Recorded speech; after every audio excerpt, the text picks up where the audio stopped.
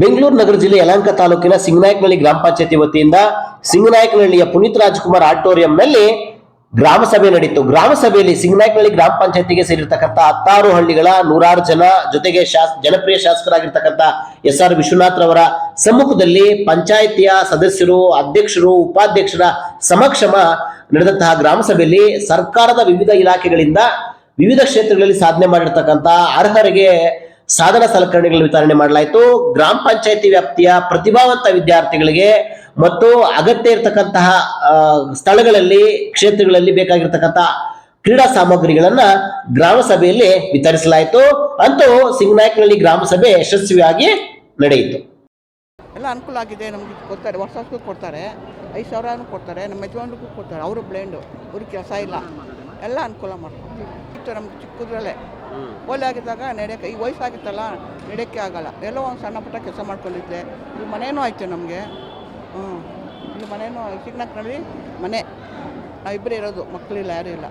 ಇವ್ರು ಕೊಡ್ತಾರೆ, ಎಲ್ಲ ಅನುಕೂಲ ಮಾಡಿಕೊಡ್ತಾರೆ. ಏನಾರ ಒಂದು ಕಾರ್ಯಕ್ರಮ ಅದು ಕರೀತಾರೆ, ಮಾಡ್ತಾರೆ, ನೋಡ್ಕೊತಾರೆ. ಅಪಾಯಿಂಟ್ಮೆಂಟ್ ಕಟ್ಟಿದ್ರು, ಅವಾಗ ಅದು ಸಾಲ ಮಾಡಿ ಲೋನ್ ಕೊಡಿಸಿ, ಲೋನ್ ತೊಗೊಂಡು ಮಾಡ್ತಾರೆ. ಅದೆಲ್ಲ ನೋಡ್ಕೊತಾರೆ. ನಮಗಾಗಿ ಒಬ್ಬರು ಬಿಟ್ಟವ್ರೆ, ನಮ್ಮ ಮನೆಗೆ ಬಂದು ಕಲ್ಲೇಶ ಅಂತ ಅವರೆಲ್ಲ ಬಂದು ಮನೆಗೆ ಏನು ಪ್ರಾಬ್ಲಮ್ಮು, ಏನೋ ಕಾಲು ಅಂತ ನೋಡ್ಕೊಂಡು ಆಡೋಗ್ತೀವಿ. ಆ್ಯಕ್ಚುಲಿ ನಮ್ಮ ಪಂಚಾಯತಿನಲ್ಲಿ 75-80 ಜನ ಅಂಗವಿಕಲರಿದ್ದಾರೆ.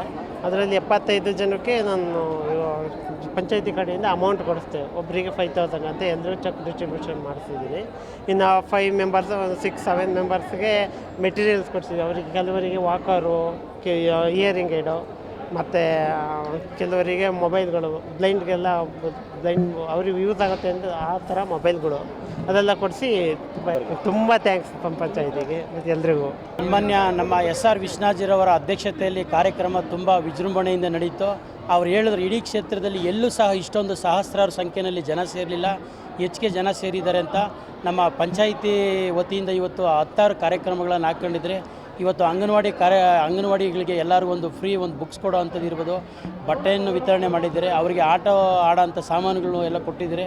ಅದೇ ರೀತಿ ಇವತ್ತು ನಮ್ಮ ಪಂಚಾಯಿತಿಯ 6 ಹಳ್ಳಿಗಳಲ್ಲಿ ಬರ್ತಕ್ಕಂಥ ಎಲ್ಲ ವಿದ್ಯಾರ್ಥಿಗಳು, SLC ಮತ್ತು PUC ವಿದ್ಯಾರ್ಥಿಗಳು ಪ್ರೋತ್ಸಾಹ ಧನವಾಗಿ 75% ಹೆಚ್ಚಿಗೆ ಯಾರು ಪಡೆದಿದ್ದಾರೆ ಅವರಿಗೆಲ್ಲ 5,000 ರೂಪಾಯಿ ಚೆಕ್ ವಿತರಣೆಯನ್ನು ಮಾಡಿದ್ರೆ.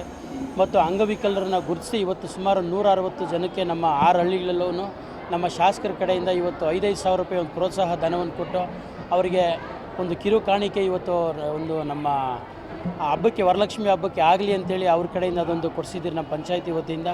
ಮತ್ತು ಅಂಗವಿಕಲರಿಗೆ ಇವೆಲ್ಲ ಒಂದು ಕಿಟ್ಟೊಂದು ಕೊಟ್ಟಿದ್ದೀರಿ.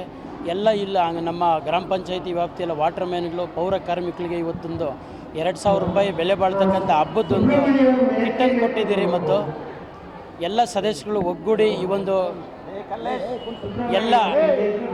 ಎಲ್ಲ ಸದಸ್ಯರುಗಳು ಒಗ್ಗೂಡಿ ಈ ಒಂದು ಕಾರ್ಯಕ್ರಮವನ್ನು ತುಂಬ ಯಶಸ್ವಿಯಾಗಿ ನಮ್ಮ ಅಧ್ಯಕ್ಷರಾದಿಯಾಗಿ, ಉಪಾಧ್ಯಕ್ಷರು ಎಲ್ಲ ನಮ್ಮ ಗ್ರಾಮ ಪಂಚಾಯತಿ ಮಾಜಿ ಅಧ್ಯಕ್ಷರುಗಳು, ಸದಸ್ಯರುಗಳು ಎಲ್ಲರೂ ಸಹ ತುಂಬ ಯಶಸ್ವಿಯಾಗಿ ನಡೆಸಿದ್ದಾರೆ. ನನ್ನ ಕ್ಷೇತ್ರದಲ್ಲಿ ಸಾಕಷ್ಟು ಕೆಲಸ ಕಾರ್ಯಗಳನ್ನು ಮಾಡಿದ್ರು ಕೂಡ ಇನ್ನೂ ಅನುದಾನ ಬೇಕು. ಇನ್ನು ಈ ಸರಿ ಅನುದಾನ ಬಂದಿಲ್ಲ, ಇನ್ನೂ ಕೂಡ ಪ್ರಯತ್ನ ಮಾಡ್ತಾ ಇದ್ದೀನಿ. ಅನುದಾನ ತಂದು ಏನೇನು ಕೆಲಸ ಕಾರ್ಯ ಆಗಬೇಕು ಅವೆಲ್ಲವನ್ನು ಖಂಡಿತವಾಗಿ ಮಾಡ್ತೀವಿ. ಮತ್ತು ಎಲ್ಲೆಲ್ಲಿ ಈಗ ನಾವು ನಿವೇಶನ ಮಾಡ್ತೀವಿ, ಕಡ್ಡಾಯವಾಗಿ ನಮ್ಮ ಅಂಗನವಾಡಿ ಟೀಚರ್ಸ್ಗೆ, ಆಶಾ ಕಾರ್ಯಕರ್ತರಿಗೆ, ಅಂಗನವಾಡಿ ವರ್ಕರ್ಸ್ಗೆ ಕೊಡಬೇಕಲ್ಲಿ ಕಂಪಲ್ಸರಿ ಅಂತಕ್ಕಂಥ ಮಾತನ್ನು ಹೇಳಿದ್ದೀನಿ.